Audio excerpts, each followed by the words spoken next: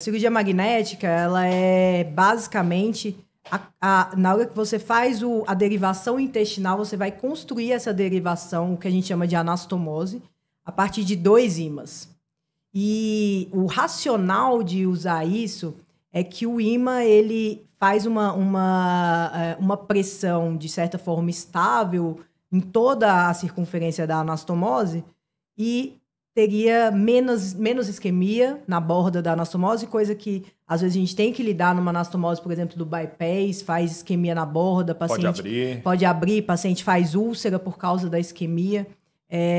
Então, o racional é isso, teria menos isquemia e menos fístula em decorrência disso, menos reação inflamatória.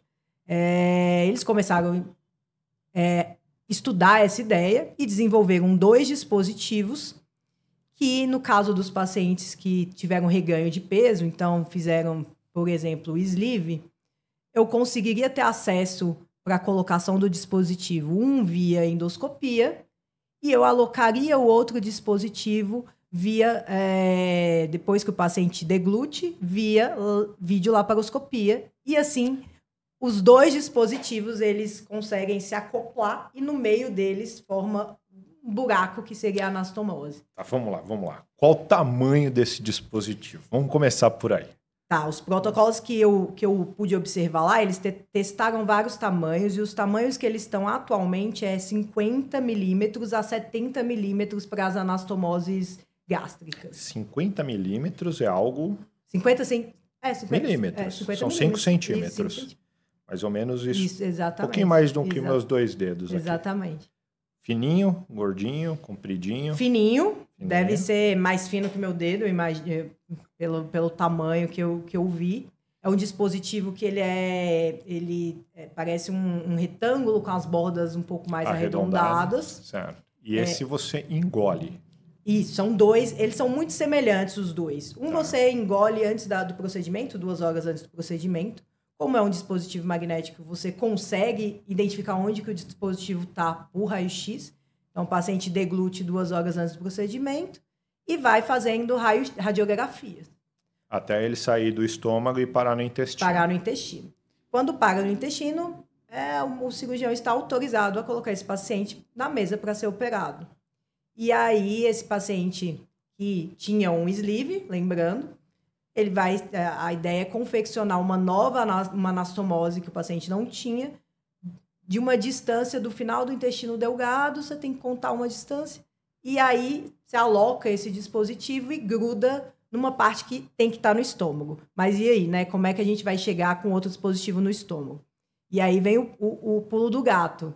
Eles colocam o dispositivo via endoscopia, então tem um cirurgião que fica disponível para, no momento que o cirurgião principal que está operando por vídeo falar, meu dispositivo está no lugar, eu preciso que você encaixe o segundo. E aí ele vai fazer a endoscopia intraoperatória e alocar no estômago o outro dispositivo que falta. Tá. Então, vamos lá.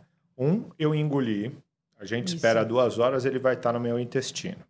Nós anestesiamos o paciente, entramos por laparoscopia, fazendo os furinhos. Durante esse período, a gente acha esse que está no intestino, que está dentro aqui do intestino agora. E aí eu entro por endoscopia, coloco outro no estômago e faço clique. Exatamente. Eles se juntam. Exatamente. E a gente deixa ali. E essa anastomose vai ser formada... 7 alergias. E aí, depois disso, o dispositivo sai nas fezes sem nenhum tipo de problema para o paciente. E está feita uma nova anastomose, está feita uma nova cirurgia bariátrica chamada bipartição intestinal. Exatamente. Muito interessante. E o resultado?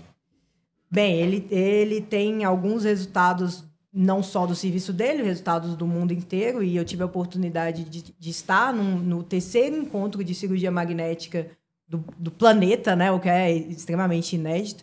E os resultados são 0 úlceras de borda de anastomose, 0 fístulas, né? E a complicação mais grave que eles tiveram foi o dispositivo não desceu e não saiu no cocô, e eles tiveram que tirar o dispositivo por colonoscopia. Foi um caso de 2 pacientes pelas apresentações que eu vi. E a perda de peso, que é o que interessa para a gente. Sim. E aí? A perda de peso é semelhante à cirurgia convencional. Só que o paciente ele tem menos reação inflamatória na anastomose, então os fatores complicadores do pós-operatório, eles são reduzidos. O paciente não tem, às vezes tem dor, então isso é bem reduzido no pós-operatório. Perfeito.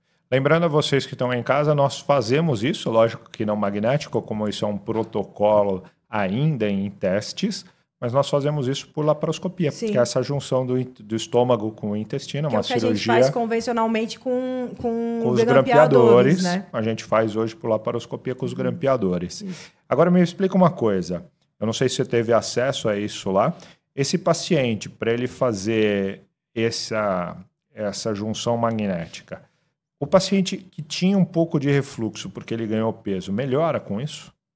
Ou você não chegou a ver a parte de refluxo lá? Não, eles não apresentaram a parte de refluxo, não. Mas eu imagino que melhore. Mas porque não, esvazia rápido exatamente. o estômago. Você sabe que muitos dos nossos pacientes que tinham a bipartição intestinal, eles têm menos refluxo porque você tem uma aba aberta, né? Então o esvaziamento gástrico é muito mais rápido. Agora, o que é claro é que, metabolicamente falando, é uma cirurgia que controla muito melhor diabetes e outras doenças associadas a hormônios, né? Bacana, né? Achei sensacional, assim. Eu não vejo a hora de chegar isso no Brasil para a gente testar, né? Seria bom, né? Com certeza. Bom, já que nós estamos falando disso, saiu uma nova normatização do CFM, né? Sim. Liberando... Um pouquinho antes de eu viajar, inclusive. Isso, acho que foi agora, faz um mês e pouquinho. Faz um mês e pouquinho. E essa nova normatização libera justamente... Libera não, né? O que as pessoas têm que entender é assim, a Sociedade Brasileira de Cirurgia Bariátrica e Metabólica já via com bons olhos algumas técnicas cirúrgicas, principalmente essa bipartição intestinal e uma outra técnica chamada SADS, com muito bons olhos há muitos anos. Então, há muitos anos a medicina já mostra trabalhos e mais trabalhos da eficiência dessas cirurgias.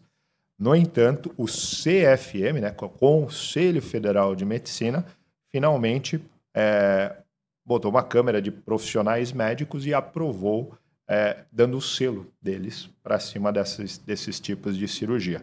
Então, já eram realizados, como nós falamos, já eram realizados há mais de 20 anos, por exemplo, lá no Instituto, nós já fazemos com excepcionais resultados, mas agora foi totalmente aprovado pelo CFM. Né?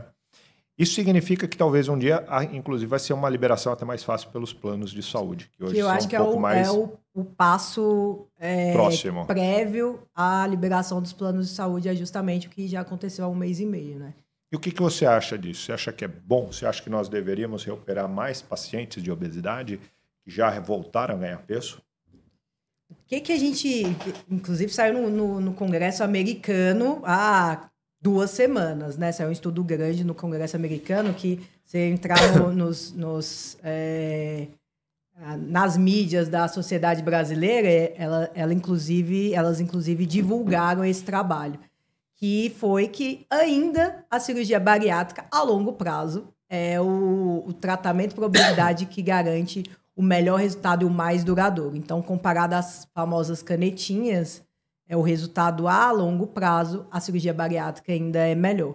Então, eu imagino que esses pacientes que tiveram reganho, eu acho que, de fato, daqui a alguns anos, a gente vai estar operando mais esses pacientes do que hoje a gente opera a partir dessa liberação que nós tivemos.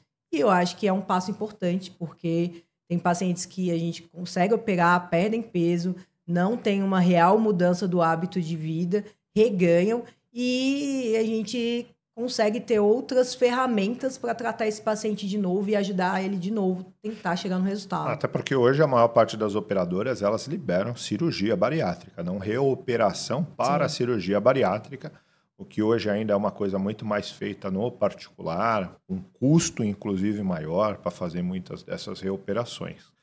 Mas eu acho que não dá para fazer isso em todo mundo. Acho que nós temos que ainda selecionar muito bem os pacientes. Acho que o paciente que opera de obesidade, ele ainda tem que ter aquele vínculo de que eu estou operando de obesidade, a minha segunda chance está acontecendo, e você só sentar e esperar que venha mais uma, eu acho que não é por aí, porque senão você está só sempre acreditando que é só a cirurgia que vai resolver.